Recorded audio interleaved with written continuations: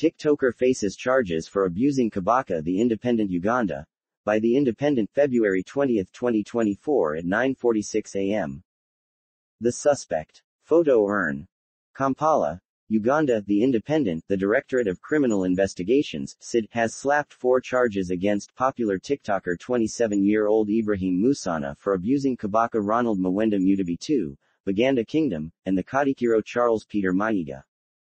Police spokesperson Fred Enanga explained that the suspect, a resident of Kaga, Mukono district, was apprehended by the Directorate of Crime Intelligence over the weekend after his video clips in which he insulted the duo went viral on various social media platforms.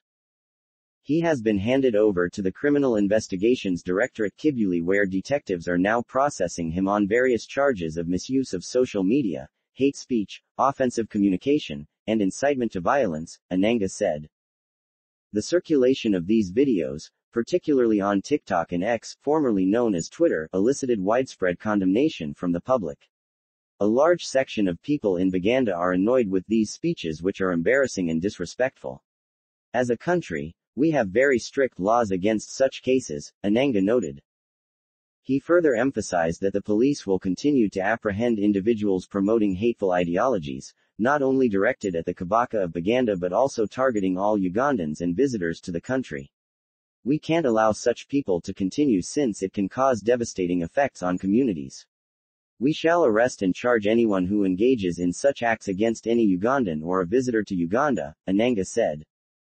In response to Ibrahim Musana's arrest, the Minister of Information for the Buganda Kingdom, Israel Kazibwe, issued a stern warning, asserting that Buganda will not tolerate any form of abuse or disrespect towards the Kabaka and the kingdom. Ibrahim Musana's case.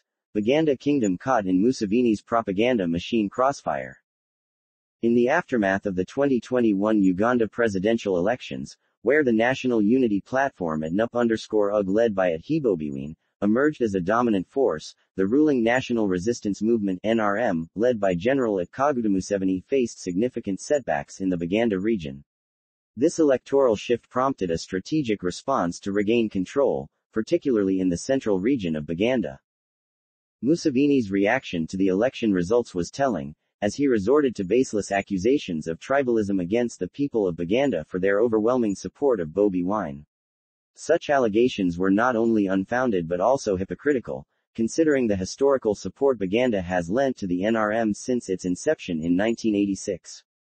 The attempt to scapegoat Buganda for NRM electoral losses reveals a broader agenda at play, one that seeks to undermine the unity between NUP and Buganda and portray the Buganda as a source of division rather than a victim of state repression and poor governance. To make these inroads, the Museveni regime embarked on a deliberate campaign to discredit Buganda Kingdom by associating it with various crimes and social disturbances. False accusations linking Buganda MPs to incidents such as the Masaka murders.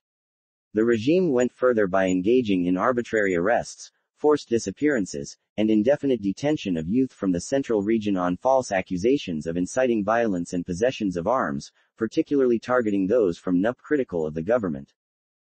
Central to this strategy has been the weaponization of social media through the proliferation of fake accounts and propaganda aimed at sowing discord between Bobi Wine and Buganda Kingdom. These fabricated narratives, amplified by NRM-sponsored social media handles recently exposed by BBC, seek to depict Bobi Wine as a divisive figure and label his supporters within Buganda as sectarian. Such tactics not only aim to fracture opposition unity on tribal grounds but also serve to delegitimize valid grievances against the regime's oppressive tactics. The recent arrest of Ibrahim Musana for expressing dissent against Buganda Kingdom highlights the tactical play by the regime. Prime Minister of Buganda Charles Peter Mayiga, unfortunately, fell into this trap, commending Musana's arrest by the Museveni regime. Mayiga declared, "Any person who denigrates the throne like this young man Ibrahim Musana, who was insulting the king and the kingdom, we shall use the Attorney General's office to have him brought before courts of law."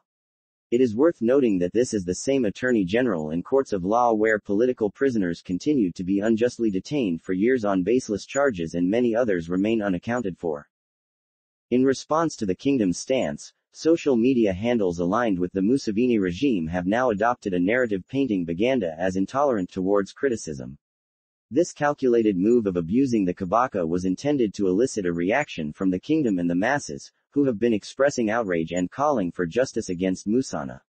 The regime seeks to exploit this narrative to justify its repressive actions under the pretext of safeguarding traditional institutions. Ultimately, the goal is to legitimize before the court of public opinion the well-documented history of violence, torture, and brutality against its critics, exemplified by testimonies submitted to the International Criminal Court, ICC, by individuals like Kakwenza Rukirabashija. The calculated nature of these attacks against Buganda Kingdom underscores the regime's desperation to deflect attention from its own crimes and human rights abuses. By tarnishing the reputation of Buganda and its leadership, the regime seeks to undermine any moral authority Buganda may wield in condemning state-sponsored violence and repression. Dr. Daniel Kawuma.